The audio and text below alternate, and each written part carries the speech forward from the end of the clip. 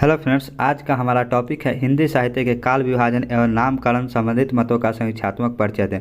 तो हिंदी साहित्य का इतिहास जानने से पहले जरूरी है आप लोगों को काल विभाजन एवं नामकरण के संबंध में जानकारी होना। यदि आप लोग स्नातक या स्नातकोत्तर के बीए या एमए के छात्र हैं तो आप लोगों के लिए ये नोट्स अति महत्वपूर्ण होने वाला है। और यदि आप लोग यूजीसी नेट की तैयारी करें तो भी आप लोग के लिए काफ़ी जानकारी लाभदायक होने वाला है। तो पहले हम लोग काल विभाजन का भूमिका बांध लेते हैं। किसी वस्तु के समग्र रूप का दर्शन करने के लिए हमें उसके अंगों का ही निरीक्षण करना पड़ता है। हमारी दृष्टि शरीर के विभिन्न अवयवों का अवलोकन करती हुई संपूर्ण व्यक्तित्व का दर्शन करती है। याद रखिए, ये अभी वही लोग नोट कीजिएगा जो कि स्नातक या स्नातकोत्तर में जो यूजीसी नेट की तैयारी करें उनको मैं जब कहूँगा तब आप लोग नोट कीजिएगा, अभी मत कीजिए। अवयवों का पृथक मानकर उसका निरीक्षण करना खंड दर्शन, उनके व्यक्तित्व के अंग मानकर देखना समग्र दर्शन है। और यही सहज विधि है, क्योंकि निख्यव रूप का दर्शन अपने आप में कठिन है। साहित्य के समग्र रूप का दर्शन भी हम उसके अंगों का ही निरीक्षण द्वारा प्राप्त करते हैं। साहित्य में अनेक प्रवृत्तियाँ होती है और इन प्रवृत्तियों का आदि अंत या उतार चढ़ाव ही इतिहास के काल विभाजन अर्थात विभिन्न गुणों की सीमाओं का निर्धारण करता है। अब जो लोग यूजीसी नेट की भी तैयारी करें वो लोग भी नोट कीजिएगा, अति महत्वपूर्ण पंक्तियां हैं। हिंदी साहित्य के इतिहास ने अपने ग्रंथ में जिस प्रकार का काल विभाजन और नामकरण किया है वे इस प्रकार से निम्नलिखित है। हिंदी साहित्य के प्रथम एवं दूसरे इतिहासकार गारसा दत्तासी, जैसा कि आप लोग जानते हैं, सबसे पहले आप लोग गारसा दत्तासी को मानते हैं। एवं शिव शिवशंकर ने अपने इतिहास ग्रंथ में काल विभाजन एवं नामकरण की दिशा में कोई कार्य नहीं किया है। नंबर 2 पे लिखिएगा, जॉर्ज ग्रियर्सन ने अपने इतिहास ग्रंथ the modern vernacular literature of Hindustan को 11 अध्याय में विभक्त किया है। ये याद रखिए कितने अध्याय में विभक्त किया है। प्रत्येक अध्याय एक कालखंड को व्यक्त करता है। काल विभाजन वैज्ञानिकता का अभाव है तथा अध्यायों की संख्या भी अधिक है, अतः यह काल विभाजन विद्वानों की मान्य नहीं है। विद्वान इसको नहीं मान्यता देते हैं। और अब जो है मिश्र बंधु का, ये ज़्यादा कोशिश कीजिएगा कि याद रखिए, ये महत्वपूर्ण टॉपिक है। नंबर 3 पे है, मिश्र बंधु ने अपने इतिहास ग्रंथ मिश्र बंधु विनोद में पूरे हिंदी साहित्य को 5 वर्गों में विभक्त किया है। उनके द्वारा किया गया काल विभाजन तथा नामकरण निम्न प्रकार है। नंबर 1, आरंभिक काल, जिसको उन्होंने 2 कालखंडों में बांटा है, पूर्वारंभिक काल और उत्तरारंभिक काल। पूर्वारंभिक काल का समय सीमा है 700 विक्रम संवत से 1347 विक्रम संवत। वहीं उत्तरारंभिक काल का बात करते हैं तो 1344 विक्रम संवत से 1444 विक्रम संवत तक है। अब नंबर 2 पर उन्होंने किया है माध्यमिक काल, जिसका कि आपको मिल जाएगा पूर्व माध्यमिक काल और पौध माध्यमिक काल, इसका भी 2 नाम है।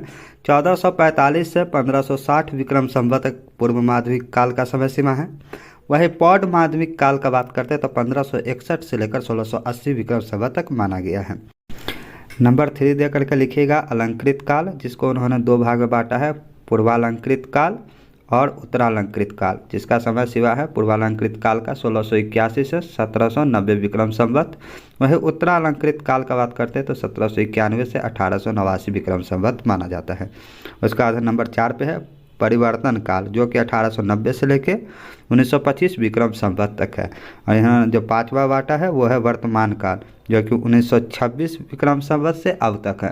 तो ये थोड़ा सा याद करने में आप लोगों को कठिनाई होगी, बट 2-3 बार रटिएगा तो याद हो जाएगा।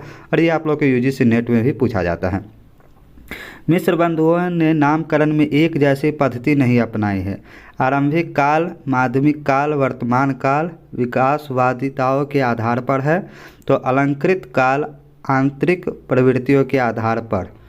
हिंदी साहित्य के इतिहास का प्रारंभ 700 विक्रम संवत यानी कि 1643 ईस्वी से मानकर हिंदी के अंतर्गत अपभ्रंश की रचनाओं को समेट लिया गया है। हिंदी साहित्य का प्रारंभ 1000 ईस्वी के आसपास हुआ था। इस ग्रंथ में कालखंडों की संख्या भी अधिक है। और याद रखिएगा कि विक्रम संवत से जो ईस्वी है वो लगभग 57 वर्ष पीछे रहता है।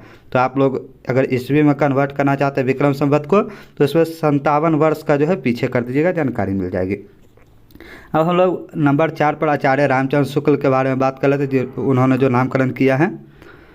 आचार्य रामचंद्र शुक्ल ने अपनी पुस्तक हिंदी साहित्य के इतिहास 1929 ईस्वी में हिंदी साहित्य के इतिहास का विभाजन वैज्ञानिक पद्धति पर करते हुए दोहरा नामकरण किया है, जो कि हिंदी साहित्य में सर्वाधिक मान्य है। इन्होंने 4 भागों में बांटे हुआ है, तो याद रखिएगा। आदिकाल अथवा वीरगाथा काल, संवत 1050 से 1375, ये भी याद रखिएगा, ये भी संवत में है, विक्रम संवत में। ख पूर्व मध्यकाल जिसको कि भक्ति काल भी कहा जाता है, इसका समय सीमा है 1375 से 1700 विक्रम संवत तक। नंबर 3 पर है उत्तर मध्यकाल जिसको कि रीति काल के नाम से भी जाना जाता है, इसका समय सीमा है 1700 ईस्वी से 1900 ईस्वी तक। और ये है आधुनिक काल जिसको आप लोग गद काल के नाम से भी जानते हो, बट ज़्यादा लोकप्रिय है आधुनिक काल, जो कि संवत 1900 से 1984 ईस्वी तक माना गया है। स्पष्ट है कि आदि काल में वीरता की प्रवृत्ति को प्रधान मानकर शुक्ल जी उस काल को वीरगाथा काल कहते हैं। शुक्ल जी के काल विभाजन में सर्वाधिक आपत्ति विद्वानों को वीरगाथा नाम पर है। ये याद रखिएगा कि शुक्ल जी ने जो नामकरण किया है उसमें विवाद वाला कौन सा है, तो वो आप लोग को याद रखना। आदि काल का नाम जो उन्होंने वीरगाथा काल रखा है वो सबसे विवादास्पद नाम है। इस काल की अधिकांश सामग्री आधारहीन एवं अप्रामाणिक है, अतः उसके आधार पर प्रधान प्रवृत्ति का निर्धारण नहीं हो सकता। कई आलोचकों ने इस नाम को अनुचित बताकर इसे आदि काल कहना ही उपयुक्त माना है और सबसे लोकप्रिय आदि काल के नाम से ही उनको जाना जाता है। आचार्य शुक्ल की काल विभाजन पद्धति का आधार तर्क संगत एवं सुस्पष्ट है। उसका काल विभाजन सरल एवं सुस्पष्ट है। अधिकतर परिवर्तन इतिहासकारों ने इन्हीं का आधार ग्रहण किया है। अब हमारा नंबर 5 पर है डॉक्टर कुमार वर्मा, राम कुमार वर्मा। इनका बात करते थे। डॉक्टर राम कुमार वर्मा ने अपने इतिहास ग्रंथ हिंदी साहित्य का आलोचनात्मक इतिहास 1938 ईस्वी में निम्न प्रकार का काल विभाजन एवं नामकरण किया है।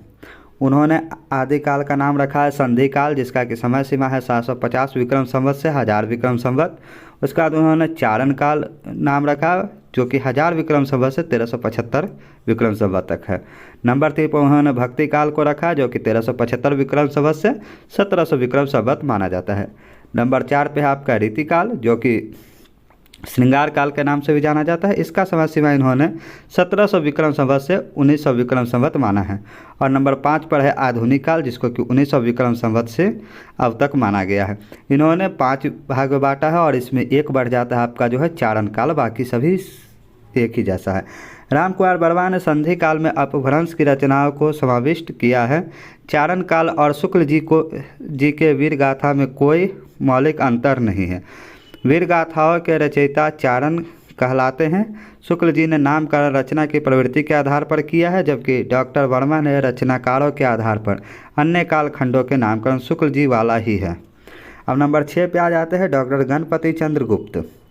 डॉक्टर गणपति चंद्र गुप्त ने हिंदी साहित्य का वैज्ञानिक इतिहास 1965 ईस्वी में नामकरण अपने इतिहास ग्रंथ में निम्न काल विभाजन एवं नामकरण किया है। इन्होंने भी 3 भागों में बांटा है। प्रारंभिक काल जिसका कि समय सीमा 1884 से 1350 ईस्वी रखा है। मध्यकाल जिसको कि उन्होंने 2 खंडों बांटा है, पूर्व मध्यकाल और उत्तर मध्यकाल। पूर्व मध्यकाल का समय सीमा 1350 से 1500 ईस्वी है। इनका याद रखिएगा, इनका विक्रम संवत में नहीं ईस्वी में है। उत्तर मध्यकाल 1500 ईस्वी से 1857 ईस्वी माना गया है। अब बात कर लेते हैं तो आधुनिक काल जिसका कि 1857 ईस्वी से 1965 ईस्वी तक इन्होंने माना है। डॉक्टर गुप्त का काल विभाजन एवं नामकरण दोनों ही त्रुटिपूर्ण है, मतलब कि इसको सही नहीं माना गया उतना। समस्त इतिहास को प्रारंभ, मध्य और आधुनिक भाग में बांट दिया गया है जिससे ना तो साहित्य का तदयुगीन प्रवृत्ति स्पष्ट होता है और ना ही किसी विशेषता का ज्ञान प्राप्त होता है। इस प्रकार हम देखते हैं कि हिंदी साहित्य के काल विभाजन और नामकरण के संबंध में इतिहास लेखकों में मतभेद है। इस दिशा में आचार्य शुक्ल को अपूर्व सफलता मिलती है। थोड़ी बहुत असहमति के बावजूद आज भी उन्हीं की मान्यताओं को हिंदी जगत स्वीकार करता है। तो इस तरह से हम लोग हिंदी साहित्य के इतिहास का काल विभाजन और नामकरण देख लिए हैं। अगला टॉपिक हमारा आदिकाल का होने वाला है और आप लोगों को मैं ज़्यादा कोशिश करूँगा कि यूजीसी नेट से संबंधित जो है ऑब्जेक्टिव क्वेश्चन का भी मैं आप लोगों को अगले वीडियो से उपलब्ध करा सकूँ। यदि वीडियो थोड़ा भी यूजफुल लगा हो तो वीडियो को लाइक, चैनल को सब्सक्राइब कर लीजिए। मिलते हैं नेक्स्ट ऐसे वीडियो में। धन्यवाद।